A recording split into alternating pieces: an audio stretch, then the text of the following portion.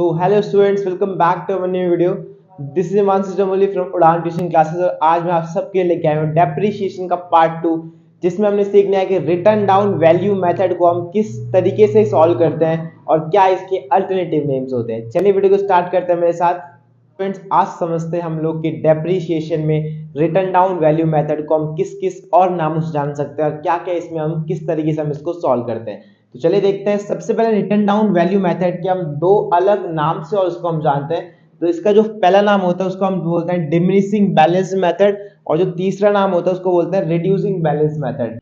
इन तीनों नाम से आपको कभी भी एग्जाम में कोई भी क्वेश्चन आएगा तो आप समझ लेना कि तीनों मेथड एक ही मेथड है जिसका नाम क्या है, रिटर्न डाउन वैल्यू मेथड। अब इस पहले सबसे पहले रिटर्न डाउन वैल्यू मेथड का मीनिंग समझते हैं कि क्या एक्चुअली इस रिटर्न डाउन वैल्यू मेथड क्या मीनिंग होता है इसका।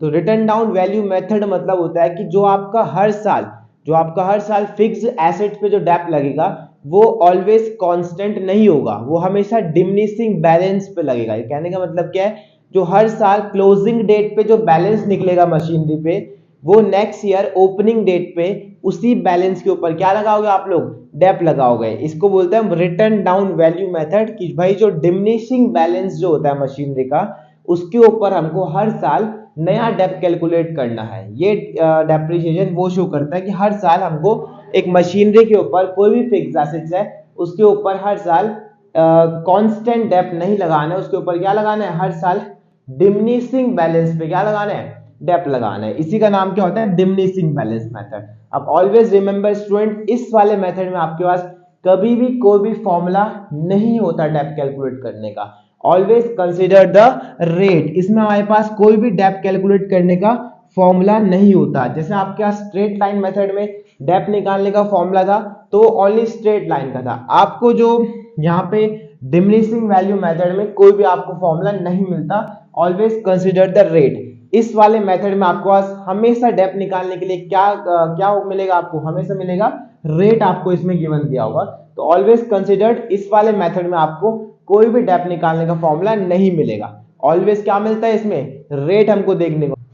तो चलिए स्टूडेंट्स, अब हम इस वाले फॉर्मूले को एक एग्जांपल पे अप्लाई करते हैं और देखते हैं कि इसमें किस तरीके से हम लोग डेप्थ निकालते हैं। तो चलिए देखते हैं। सबसे पहले क्वेश्चन ले लिया मैंने, यहाँ पे द वैल्यू ऑफ मशीनरी, यहाँ पे प्राइस ऑफ मशीनरी ले लेता हूं मैं। यहाँ पे प्राइस ऑफ मशीनरी यहाँ पे गिवन है हमको, प्राइस ऑफ मशीनरी यहाँ पे गिवन है हमारे पास, सपोज करके 1 lakh rupees. Price of machinery यहाँ पे 1 लाख रुपीज गिवन है। And rate of depth, depreciation का रेट एट द रेट 10% पर एनम यहाँ पे गिवन है। और जो क्लोजिंग ईयर जो दे रखा है, क्लोजिंग ईयर जो दे रखा है वो दे रखा है 31 मार्च 2000।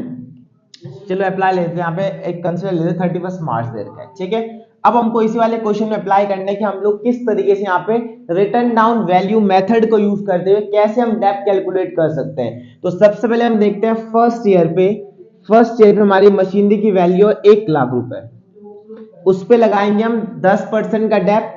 तो 10% का डेप्थ लगाएंगे इस तरीके से 10/100 इज इक्वल्स टू 10,000 रुपीज। तो पहले साल का डेप्थ कितना निकल गया, 10,000 का। तो जल्दी से इसको हम मशीनरी से माइनस करते हैं फटाफट से। तो यहाँ पे आ जाएगा value of machinery first year में 1 लाख थी, उससे माइनस करेंगे फर्स्ट ईयर का डेप्थ जो कि यहाँ पे 10,000 रुपीज आएगा। अब यहाँ पे कितनी बची वैल्यू, क्लोजिंग डेट पे जो वैल्यू बची दैट इज कॉल्ड द 90,000। अब जो नेक्स्ट ईयर आएगा उसमें हम कौन से वैल्यू पे डेप्थ लगाएंगे, ये जो 90,000 निकला है इसका हम 10% लगाएंगे, that is called the diminishing value method. Is it clear. अब लगाओ फिर से सेकंड ईयर में, जो हमारे पास सेकंड ईयर में उसमें वैल्यू कितनी बची 90,000। ये 90,000 क्या लगेगा, इस साल का डेप्थ। तो 90,000 का 10% निकालेंगे हम, कितना आता है 9,000। अब इस साल क्या कर देंगे हम, इस 90,000 से 9,000 का डेप्थ माइनस कर देंगे। इस तरीके से हम यहाँ पे ये डेप्थ माइनस करते हैं 9,000। तो value is the 81,000। Is it clear for everyone. अब यहाँ पे क्या निकला, ये निकला सेकंड ईयर का क्लोजिंग बैलेंस। अब लगाएंगे हम थर्ड ईयर पे, देखते हैं भाई। अब देखो थर्ड ईयर पे वैल्यू क्या बची भाई, थर्ड ईयर पे जो वैल्यू बची वो 81,000 की बची है। Is it clear. अब थर्ड ईयर पे इस 81 का 10% लगेगा। ये होता है आपका डिमिनिशिंग वैल्यू मेथड, जहां पे रिटर्न डाउन, यहाँ पे जहां पे जो डिमिनिशिंग बैलेंस होता है मशीनरी का उसके ऊपर हर साल नया डेप्थ कैलकुलेट होता है। अब देखो ये क्या बना आपका थर्ड ईयर का डेप्थ बना। अब इसको माइनस कर देंगे 81,000 माइनस 8100। अभी आपके इसके फोर्थ ईयर का बैलेंस आ जाएगा। Is it clear for everyone? इस तरीके से हम लोग क्या करते हैं, हमारा डेप्थ कैलकुलेट करते हैं डिमिनिशिंग वैल्यू मेथड का। किसी भी बच्चे का कोई भी डाउट आएगा आप मुझसे पूछ सकते हैं। मैं आपको इसके बाद एक नया क्वेश्चन कराऊंगा जिसमें हम लोग सीखेंगे मशीनरी अकाउंट किस तरीके से बनाते हैं, बोल सकते हैं, या फिर एसेट अकाउंट किस तरीके से बना। सो चलिए स्टूडेंट्स, आज हम देखते हैं कि हमने अपने एसएलएम मेथड और रिटर्न डाउन वैल्यू मेथड से कौन कौन से अकाउंट इस चैप्टर में देखने हैं जो कि बहुत इंपॉर्टेंट रहते हैं। तो सबसे पहले देखते हैं हमें क्या देखने हैं। सबसे पहले जो बेसिक जो अकाउंट हमने देखना है इसमें वो देखना है कि एसेट अकाउंट हम कैसे बनाते हैं। सेकंड देखना है प्रोविजन फॉर एसेट अकाउंट, और थर्ड देखना है हमने कि asset disposal account. Asset disposal account मतलब होता है कि जब हमारे यहाँ से कुछ एसेट्स क्या हो जाती है, सेल आउट हो जाती है, तो उसका किस तरीके से हम क्या बनाते हैं, अकाउंट बनाते हैं। तो मेनली आपने देखना है इसमें क्या, ये तीन जो आपने इंपॉर्टेंट अकाउंट इसमें देखने हैं इस वाले चैप्टर में। तो चलिए आज हम स्टार्ट करते हैं। सबसे पहले मशीनरी अकाउंट किस तरीके से बनाते हैं, इसका कंप्लीट बेसिक्स देखते हैं कि हम कैसे मशीनरी अकाउंट को इजीली बना सकते हैं। तो याद रखना स्टूडेंट, सबसे पहले आपको मैं एक चीज बता दूं, तो मशीनरी या फिर कोई भी एसेट हो, मशीनरी या फिर कोई भी एसेट हो, उसका नेचर आपको पता होना चाहिए। उसका नेचर होता है, ऑलवेज रिमेंबर कि मशीनरी या फिर कोई भी एसेट है, एसेट का नेचर होता है मेरे भाई डेबिट से इंक्रीज। क्या होता है भाई, डेबिट से जो एसेट होते हैं सारी इंक्रीज होती है। इट मींस अगर आप एसेट परचेज करोगे, एसेट परचेज करोगे तो एसेट परचेज करोगे तो एसेट बढ़ेगी। तो कहां रिकॉर्ड करेंगे हम, एसेट या फिर मशीनरी अकाउंट के डेबिट साइड रिकॉर्ड करेंगे। और इसी का सेम उल्टा क्या होता है, अगर एसेट बिकेगी या फिर एसेट चले जाएगी, अगर एसेट बिकेगी या फिर एसेट सेल आउट होगी तो वो क्या होगी, हमारे बिजनेस से कम हो जाएगी। तो उसको हम कहां रिकॉर्ड करेंगे, क्रेडिट साइड रिकॉर्ड करेंगे, जो कि एसेट अकाउंट या फिर कोई भी मशीनरी अकाउंट या फिर कोई भी प्लांट अकाउंट, बिल्डिंग अकाउंट, जो भी आप लोग इसमें बनाओगे। Is it clear? तो याद रखना हमेशा कि एसेट का नेचर क्या होता है, डेबिट से इंक्रीज और क्रेडिट से डिक्रीज का नेचर होता है। इट मींस अगर आप कोई भी एसेट परचेज करोगे तो डेबिट रिकॉर्ड करोगे, कोई भी एसेट पे डेप लगेगा तो डेप क्या बताते हैं भाई, एसेट की वैल्यू को कम करता है। तो डेप कहां रिकॉर्ड करेंगे हम, एसेट अकाउंट में क्रेडिट साइड में रिकॉर्ड करेंगे। या फिर कोई एसेट बिक जाएगी तो उसको हम कहां रिकॉर्ड करेंगे, क्रेडिट साइड में रिकॉर्ड करेंगे। Is it clear for everyone? चलो अब हम इस चैप्टर में देखते हैं इस क्वेश्चन को हम किस तरीके से सॉल्व कर सकते हैं और कैसे हम उसमें मशीनरी अकाउंट बना सकते हैं। सो चलिए स्टूडेंट्स, अब देखते हैं हम एक न्यूमेरिकल क्वेश्चन जिसमें हमने बनाना है यहाँ पे मशीनरी अकाउंट। तो क्वेश्चन आपको मैंने बोर्ड में लिख दिया है। क्वेश्चन में लिखा है कि x limited purchase a machinery for rupees 1 lakh on 1 April 2023 and books are closed on 31 March every year. Depreciation is provided at the rate 10% per annum.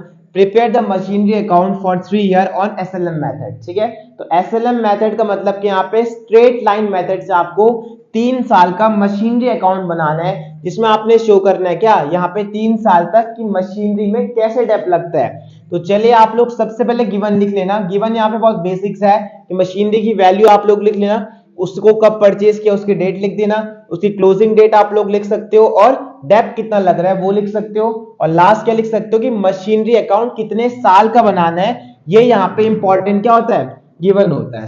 सो चलिए स्टूडेंट्स, आज हम सॉल्व करते हैं इस क्वेश्चन को जो मैंने आपको बोर्ड में लिखा था।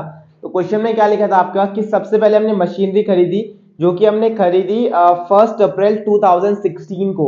तो भाई मशीनरी खरीदी है तो मशीनरी हमारे उसमें आ रही है, तो मशीनरी कहाँ रिकॉर्ड करेंगे, डेबिट साइड। तो 1 अप्रैल 2023 यहाँ पे आ जाएगा टू बैंक अकाउंट। क्या आ जाएगा, टू बैंक अकाउंट। जब मशीनरी खरीदते हैं तो क्या आता है यहाँ पे, टू बैंक अकाउंट आता है। तो मशीनरी की वैल्यू ली थी हमने 1 लाख रुपीज, तो हम यहाँ पे उसकी 1 लाख उसको डाल देंगे। ठीक है, इज इट क्लियर?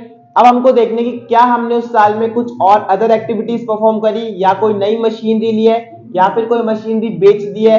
तो इस क्वेश्चन में ऐसा यहाँ पे कुछ भी मेंशन। स्टूडेंट्स अब हम देखते हैं कि हमने इस साल जो मशीनरी खरीदी है, क्या हमने उस साल में कोई अदर एक्टिविटी परफॉर्म करी है, तो नहीं। तो हम क्या कर देंगे सीधे इस साल। अब उसके बाद हम क्या करते हैं, यहाँ पे दोनों साइड को कंपेयर करते हैं, और हमारे पास बड़ी साइड निकलती है डेबिट वाली साइड, तो हमने दोनों साइड उसका टोटल डाल दिया है, और देन डेबिट से हम माइनस करते हैं इसका डेप, तो जो हमारे पास बैलेंस निकलता है that is called the balance CD, जो कि निकला 90,000। तो ये हो गया हमारे पास फर्स्ट ईयर खत्म। अब यहां से बनाएंगे हम नया साल, तो ये जो बैलेंस सीडी निकला उसको यहां हम ब्रॉट डाउन करेंगे एक नई डेट पे। तो नई डेट कब आएगी?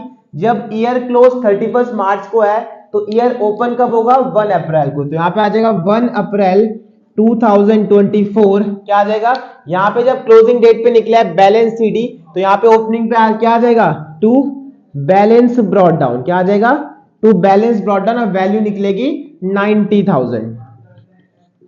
अब देखो बेटा कि आपने 2024 में क्या कोई मशीनरी खरीदी है या फिर कोई मशीनरी बेची है, तो ऐसे यहाँ पे कुछ भी गिवन नहीं था, तो हम 2024 भी यहाँ पे क्लोज कर देंगे। तो यहाँ पे क्लोज कर देंगे 31 मार्च 2025, और यहाँ पे आ जाएगा बाय डेप अकाउंट। अब लगाओ भाई डेप। अब हमारे पास स्ट्रेट लाइन मेथड है, तो इसका डेप क्या होता है? हमेशा कांस्टेंट होता है। मतलब इसका डेप क्या होता है? हमेशा जो परचेज वाली अमाउंट होती है हमेशा उस पे लगता है। तो सबसे पहले जो ओपनिंग अमाउंट थी वो कितनी थी भाई?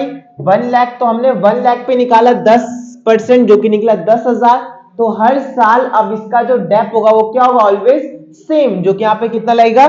10,000। अगर आप यहाँ पे रिटर्न डाउन वैल्यू मेथड कर रहे होते तो हम तब लगाते यहाँ पे कितना? 10% इस 90,000 पे। बट अभी हम क्या कर रहे हैं यहाँ पे? Straight line method. तो यहाँ पे हम सिंपल तरीके से यहाँ पे हमने अपना पुराना वाला डेप, जो कि क्या होता है हमेशा ओपनिंग वैल्यू पे लगता है 10,000, वही हमने यहाँ पे अप्लाई कर दिया। फटाफट से क्लोज कर देते हैं। तो फिर से डेबिट साइड बढ़ी है, तो 90,000 सेम, इस साइड भी 90,000। तो बस यहाँ पे भी क्लोजिंग डेट पे आ जाएगा बाय बैलेंस सीडी 90 माइनस 10 इज इक्वल्स टू 80,000। तो यहाँ पे हमारा सेकेंड ईयर भी कंप्लीट होता हुआ। अब आ जाओ फटाफट से नेक्स्ट ओपनिंग डेट करेंगे थर्ड ईयर की। तो ओपनिंग आ जाएगा 1 अप्रैल 2025, आ जाएगा टू बैलेंस ब्रॉट डाउन, और वैल्यू यहाँ पे आएगी 80,000।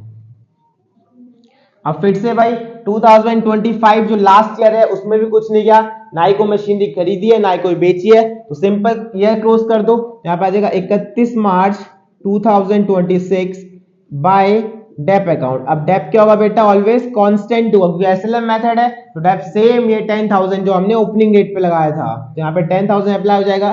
फिर से ईयर क्लोज कर दो फटाफट से। बड़ी साइड 80,000 है, तो दोनों साइड यहाँ पे 80,000 बैलेंस आ जाएगा। फिर क्या करेंगे? इसी क्लोजिंग डेट पे bye balance CD 80 minus 10 70,000। Is it clear?